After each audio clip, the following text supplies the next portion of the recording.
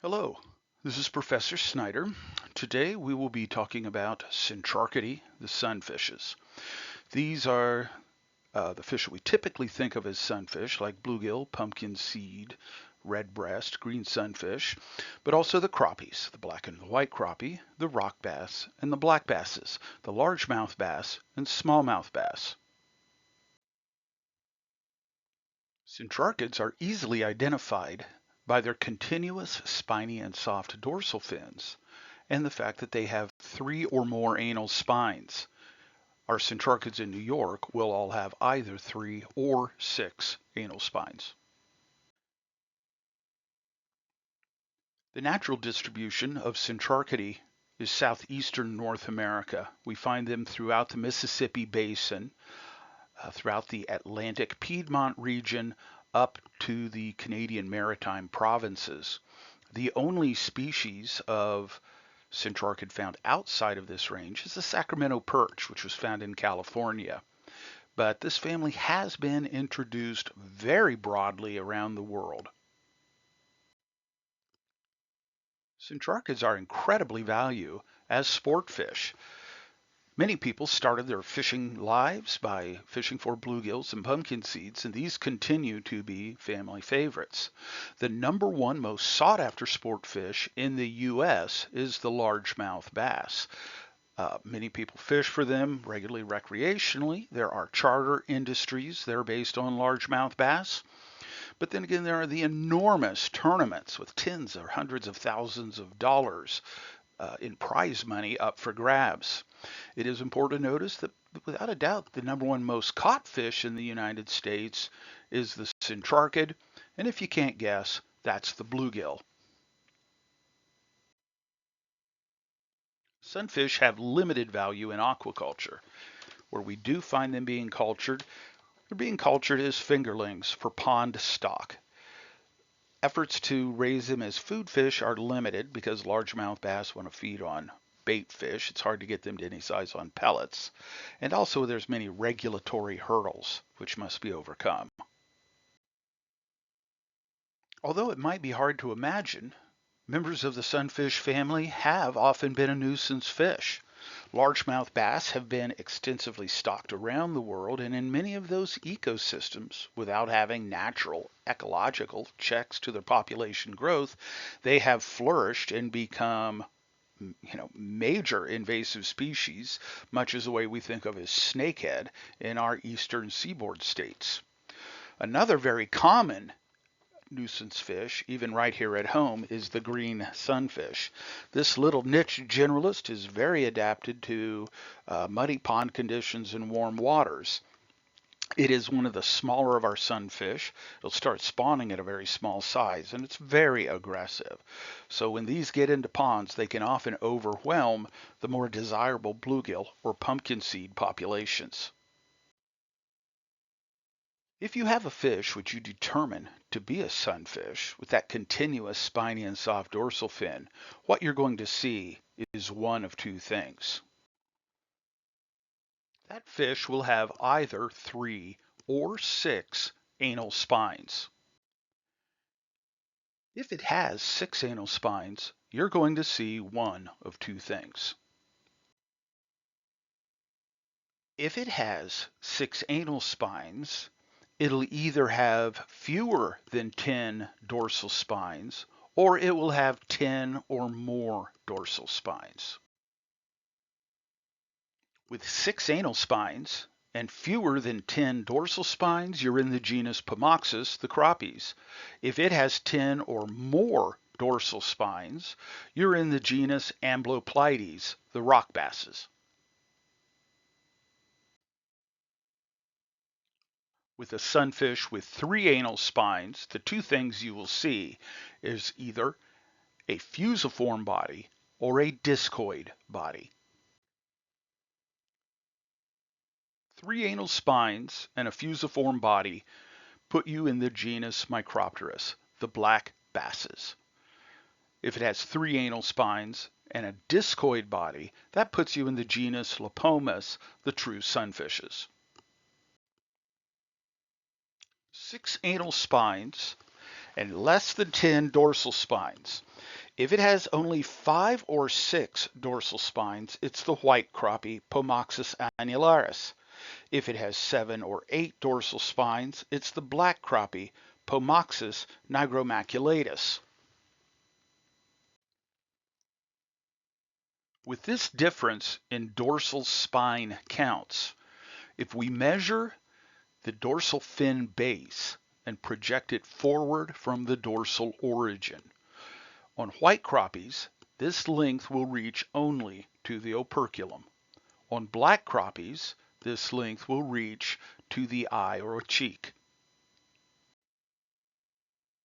We will find white crappie more predominantly in the western portion of the state. A few are show up around here, but not many.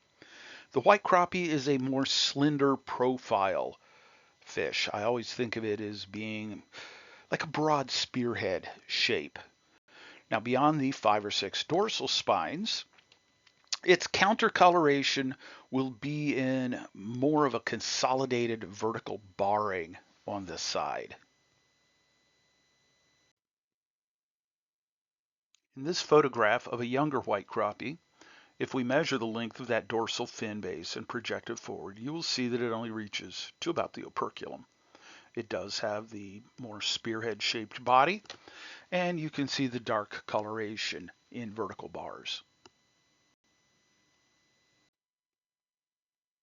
In this photo of a mature white crappie, we again see the more slender spearhead body, the shorter dorsal fin base, and the dark coloration in distinct vertical barring. We can identify the black crappie with that solid meristics of 7 or 8 dorsal spines and 6 anal spines. But again, if we take that longer dorsal fin base and project its length forward, it should reach the eye or cheek. In this illustration, which is a highly accurate illustration by Milton Troutman, you can see the deeper, more round, a more distinct discoid body on this fish. For its given length, the deeper body is very characteristic. And also the dark coloration, the countercoloration is more broken up, mottled across the side. We often call this a calico pattern in the color. Down south, you'll hear people referring to these as calico bass or calico perch. To bring across this concept of the difference in body shape, I have taken highly accurate drawings of a black crappie in black and a white crappie in red, and I have scaled them to the exact same length. If we overlay the white crappie on the black crappie, again, they're the same length, you can see how, for the given length, the black crappie is considerably deeper, more robust, deeper slab-sided body. In this pic of a black crappie, this is excellent. You can see the more rounded profile and the calico pattern of black blotches on the side. Now, something I do want to point out is many people, if they just catch a very light crappie, they'll call it a white crappie, and a very dark crappie, they'll want to call a black crappie. We can't go by that. Depending on the water condition they're in, a fish's color may lighten or darken to match its surroundings. So you just can't go by its overall darkness.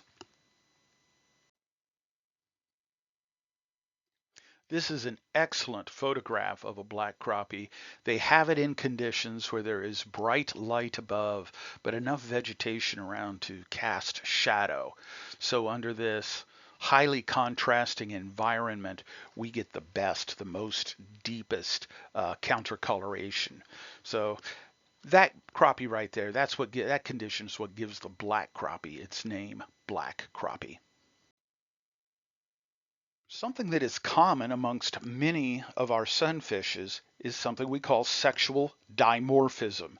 This is where we see unique body shapes or body coloration between the two sexes of the fish, especially during spawning time. So in these illustrations, we have a female black crappie on top and a male black crappie on the bottom. So if you're out fishing some brush piles around here in the spring when the crappies are spawning, people might think, oh, they don't look the same. I have a white crappie and a black crappie. In this case, they may both be black crappies, or they may both be white crappies, depending. I feel compelled to warn you about very small fish. Here is a picture of a small fingerling crappie, and with that spade shape or spearhead shaped body, there may be a tendency to want to call that a white crappie. However, if we take that dorsal fin base and project it forward, we will reach from the dorsal origin to the eye. So this is indeed a black crappie. So caveat piscator. If you have a centrarchid with 6 anal spines and more than 10 dorsal spines, then what you're looking at here will be the rock bass. And we only have one species of this in New York, and that is Amblopilides rupestris. The rock bass has a very robust discoid shape. It has a thick, chunky body, much thicker through the body than your normal sunfish, your regular Lapoma sunfish. It'll be a dark fish in dark browns, splotchy, somewhat camouflage colored. A common name for rock bass are red eye. In life, they will have a very bright red eye. And the jaws are very strong and heavy. This is a fish which will feed on just about anything, feeds on a lot of fish, but also something like crayfish. So it needs to have fairly small jaws to snap exoskeletons to eat. As I said, it has more than 10 dorsal spines. It'll usually have 11 or 12 dorsal spines and 6 anal spines. Rock bass, most adults will run, 6 to 9 inches. If you get rock bass up in the 10 plus size, those are really big rock bass. The record is 14 inches, something around there. Rock bass are typically a darker fish. They'll be dark brown. Depending on the water they come out of, they may be relatively uniform brown, maybe slightly spotted. This is the common coloration for rock bass, where you'll see the large light brown, dark brown splotching on the sides. This countercoloration helps it blend in and gives it camouflage against rocky bottoms with a light of light and dark shadowing. If you have a sunfish with continuous spiny and soft dorsal fins and 3 anal spines and a fusiform body, you are going to see one of 2 things. The classic characteristic to tell largemouth from smallmouth bass is that a largemouth bass's jaw extends well past the eye, while a smallmouth bass's jaw extends just to the eye. But to give us something that's a little more hard and firm, especially for small fish, where the jaw can be a difficult characteristic to discern, a largemouth bass has a sickle-shaped spiny dorsal. There's a very deep notch separating the spiny and the soft dorsal. The tallest spine in that notch is only about a third or less than a third the height of the tallest spine in the spiny dorsal. A smallmouth bass will have a very low curve to the spiny dorsal. The notch between the spiny and soft dorsal is shallow. If you look at the shortest spine in the notch, it will be over half the height of the tallest spine in the notch. So a sickle-shaped spiny dorsal versus a low curved spiny dorsal. And that is actually a pretty good characteristic, a pretty solid characteristic to use there. Additionally, if you've got good coloration, largemouth will tend to be greenish to mossy green with that dark lateral stripe down the side, while smallmouth will tend to be bronzy brown with dark vertical bars down their sides. This illustration could almost be the poster child for largemouth bass. We see the classic fusiform body, the deep notch separating the spiny and the soft dorsal fin, and then the mouth where the jaw extends well past the eye. Here we have very accurate illustrations of a largemouth bass fingerling on top and then an adult below that.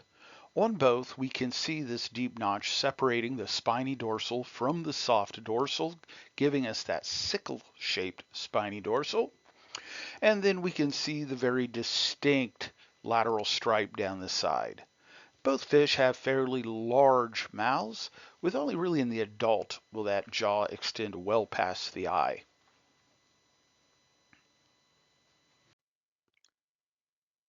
This is an excellent photograph of a highly countercolored largemouth bass. So you can see its overall greenish colorations with dark splotches. These fish respond greatly to their environment, so color may change considerably. But again, this is classic, that longitudinal, that lateral stripe down the side. This is just an excellent photo. I really like this photo. This gives us an excellent idea of how countercoloration can work. With the dark back and the lighter underside, we see this fish with the light above highlighting its dark back, and then the shadow balancing out its light underside. This photograph of a fingerling largemouth bass points out a characteristic that I'd like to make clear. If we look at the caudal fin, the caudal fin is very uniform across. It may have a slightly darker edge, but again, we're going to get a very uniform color or a slightly graduated color on the caudal fin. I will point out the difference or the significance of this when we look at a smallmouth bass fingerling. Once again, we have these highly accurate illustrations of a fingerling smallmouth and an adult smallmouth. In both, notice that the shortest spine in the notch is more than half the height of the longest spine in the spiny dorsal fin. Both, the jaw is somewhat smaller, shorter than we saw in the largemouth bass. And you can see it mostly on the juvenile here, that you will see the vertical barring as countercoloration.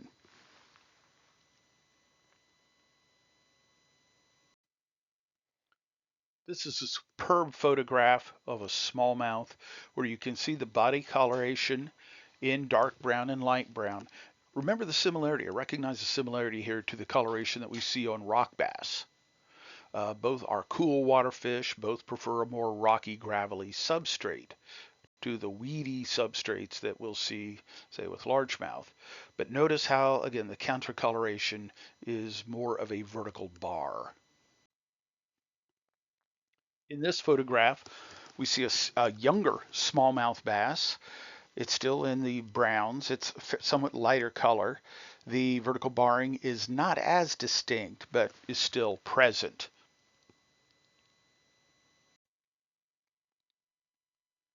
Keep in mind how I pointed out that fish coloration can respond tremendously to light colorations, to how much shadow there is or the darkness of the situation. Here we see a smallmouth that is almost completely black. Just again, it's the environmental response. The smallmouth was described before the largemouth was. It was a smallmouth that was described to give the genus its name. So it was probably specimens like this, while the naturalists decided to call Micropterus the black basses. This is a great photograph of a smallmouth bass fingerling. Notice that you can indeed see the vertical bars. But more significantly, I want to point out what is referred to as a tri-colored tail. That caudal fin will have a brown band, a black band, and then the outermost edge will be white. That is something that will be very distinct from largemouth bass fingerlings, which I pointed out. This is a great characteristic to help you with very small largemouth bass. That will fade out towards the end of their first year. Our final genus in the family Centrarchidae is the genus Lepomus. These are what I like to call the true sunfishes. This is what people think of when you say sunfish. And all of these will have 3 anal spines in that distinctly discoid body. The genus Lepomis is a relatively young genus. It has been subjected to sympatric isolation relatively recently in biological times. We have seen different groups of these fishes specializing by adapting to unique aspects of their common environment, thereby defining their niche. Consequently, we're going to see some very unique and distinct anatomical adaptations which will allow us to separate these species. For instance, if we lift the operculum and look at that first gill arch, they will either have very distinctly long gill rakers or they will have short gill rakers. Additionally, if we look at the mouth, does it have a large mouth? Is the jaw long? Does it reach past the front of the eye? Or is the mouth small, not reaching the front of the eye, or maybe just barely reaching the front of that orbit?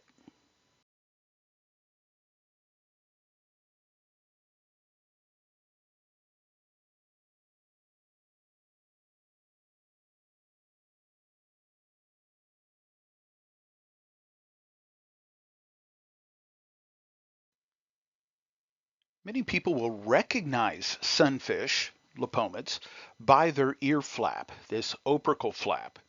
Some of these lepomas will have a very short, stiff opercle flap. The bone of the opercula extends into this ear flap, so you cannot bend it forward without fracturing that opercle bone. Other lepomids will have a very long, flexible opercle flap. The bone does not extend into that, and you can easily fold that ear flap forward upon itself without fracturing the opercle bone. Another characteristic of the opercle flap is its color. Will that opercle flap have a light edge? It may have an orangish or reddish spot there, or will that opercle flap be entirely black?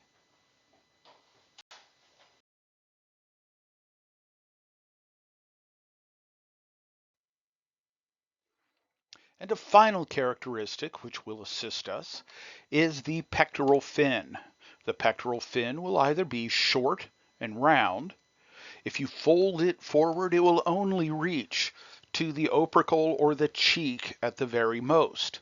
Or it will have a very long pointed pectoral fin that if you fold it forward, it will reach past the eye almost to the tip of the snout. Let's begin by looking at the opercle flap. Is that opercle flap solid black or does it have a light edge?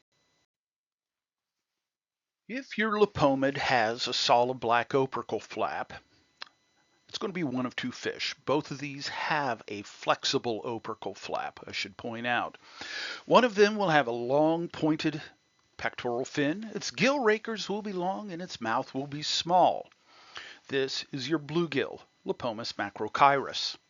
On the other hand, you'll have a sunfish with a short, rounded pectoral fin. The gill rakers are short, and the mouth is distinctly larger than the bluegill. This is the red breast sunfish, Lepomis auritus. If your Lepomis has an opercle flap with a white or light edge to it, one of them will have a long pointed pectoral fin, very short, almost crooked gill rakers, and a small mouth. Then you have a pumpkin seed, Lepomis gibbasus. If instead your sunfish has a short rounded pectoral fin, very long gill rakers, and a large mouth, then you're looking at the green sunfish, Lepomis cyanellus. Bluegills will have a small mouth, and the opercle flap is solid black and flexible. You can bend it forward without breaking the opercle bone.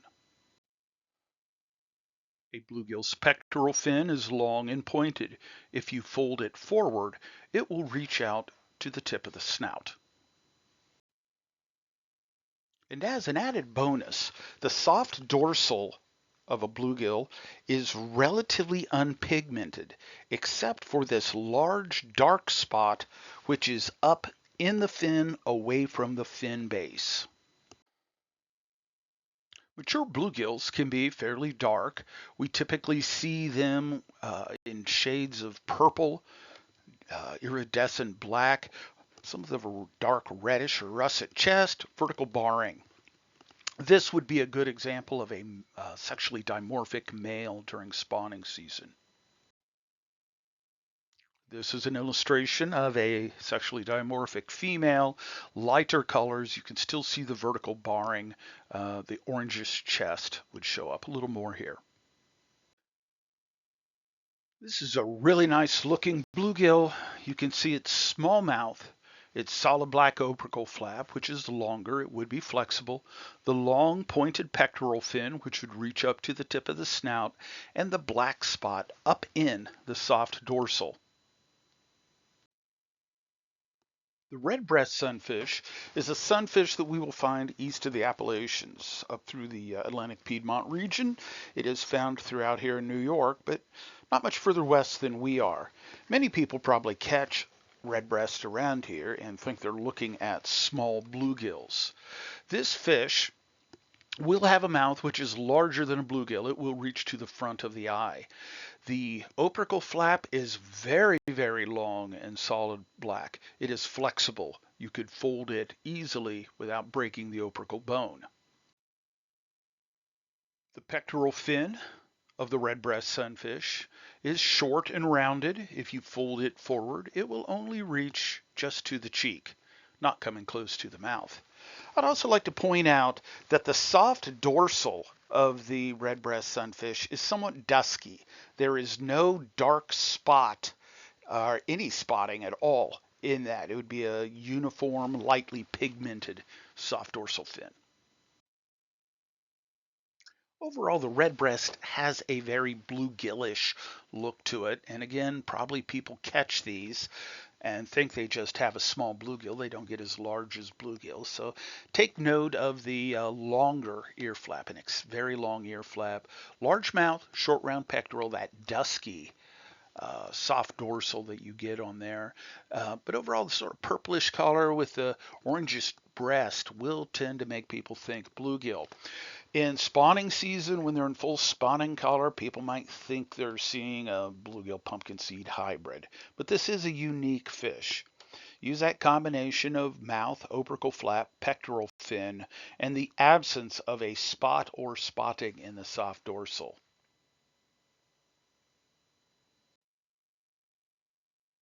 Again, first glance, you might think bluegill from the coloration, the orange breast, but an exceptionally long opercle flap. Look how short, round that pectoral fin is. And again, no distinct spot in the soft dorsal. This picture clearly illustrates the absence of a distinct spot or spotting in the soft dorsal. The pumpkin seed sunfish, which many people around here just refer to as sunnies, can be identified by the light edge to the opercle flap, which often has a very bright orange spot towards the rear. This opercle flap is stiff and the mouth is small.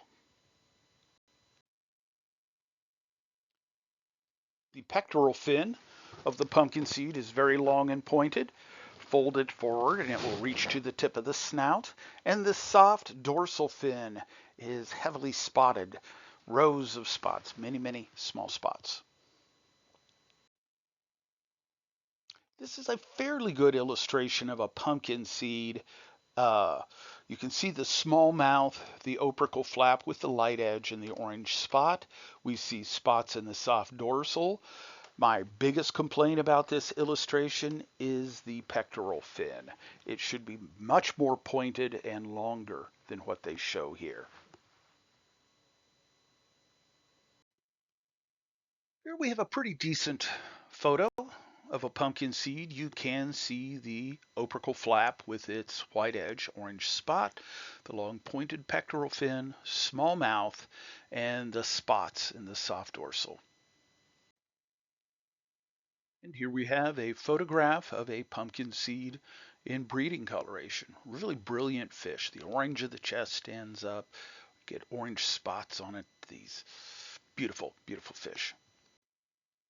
The green sunfish is a very robust sunfish. A little chunkier, thicker through the body, not quite the depth that we'll see on bluegills, pumpkin seeds, redbreast, but fairly common. Its range is expanding. This is a warmer water sunfish. I used to see very few around here, and over the past few years I have seen far more. What we will see on the green sunfish, what will make it stand out, is notice that it has a very large mouth reaching well past the front edge of the eye, and that its opercle flap will be very stiff, very short. You can't bend it forward, and it has that light edge. The pectoral fin of the green sunfish is short and round. Bend it forward, it'll only reach to about the cheek. In the soft dorsal, which will be slightly pigmented, a little bit dusky overall, down at the base of the dorsal fin will be a dark, dusky spot. Not as distinct. It stands out. May not be quite as distinct as a bluegill, but it has that dark spot.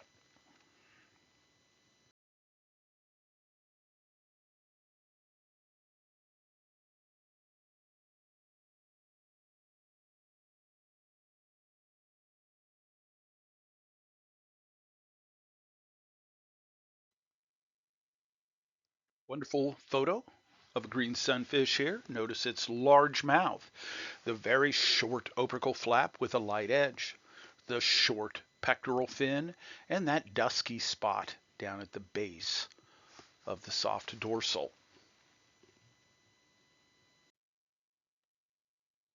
So of these four sunfish that I expect you to know, the four lipomids, bluegill redbreast, pumpkin seed, and green, they are all pretty distinct. That if we go look at mouth, gill rakers, opercle flap color and stiffness, and then the pectoral fin, whether it's pointed or round, long or short, we can really separate them out. But also, if we just look at nothing but the soft dorsal, bluegill will have that distinct spot up in the fin. Redbreast really have no spots or spotting. Pumpkin seed have rows of spots. And then the green sunfish has that dark spot down against the base of the fin. So that's pretty unique. Many of you who have had class with me before know that I like setting things up in matrices and tables like this. I feel it helps me see a pattern. So take the time to duplicate this table in your notebook and fill this in. Is the mouth large or small? Is the opercle solid black? Is the opercle flexible? Is the pectoral fin short and round or long and pointed? Are the gill rakers short or long? What are the spots or spotting in the soft dorsal? Hopefully this will help you and get your sunfish identification all together. See you later.